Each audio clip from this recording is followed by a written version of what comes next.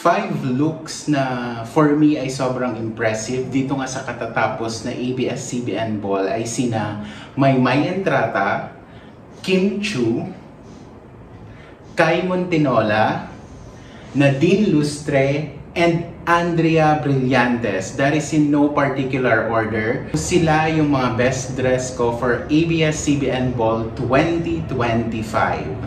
Now, as you can see sa title ng ating video, this is about the worst look sa naganap na ABS-CBN Ball. And for male category, pinaka-tsaka yung look ni JM Ibarra.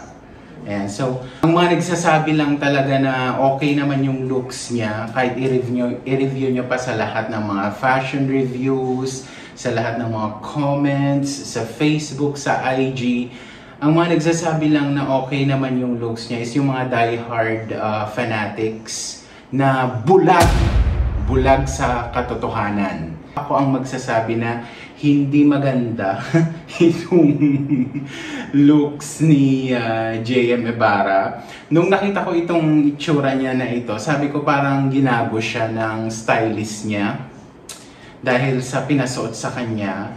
Pero nung nakita ko si Gerald Anderson, they have similar style na parang merong optical illusion na high waist. Pero nadala niya.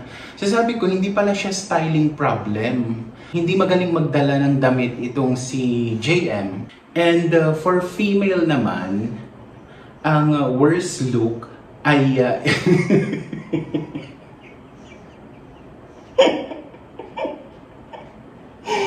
worst look ay kay Francine. Anong ginawa niya kay Francine? Sinong gumawa nito kay Francine, guys?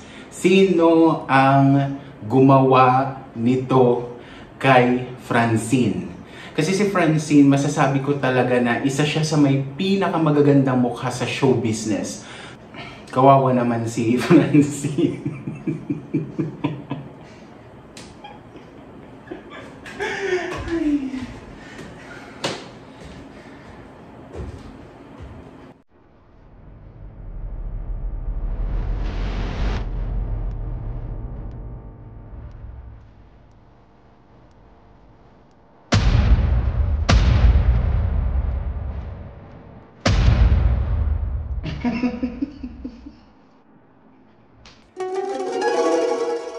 So, yun lang. Kayo guys, sino para sa inyo ang may best look sa naganap na ABS-CBN? And agree ba kayo sa akin na pinaka-tsaka yung looks ni JM at ni Francine? I-comment nyo na dyan sa ating comment section. So, yun lang. Bye-bye! Like, share, subscribe, comment!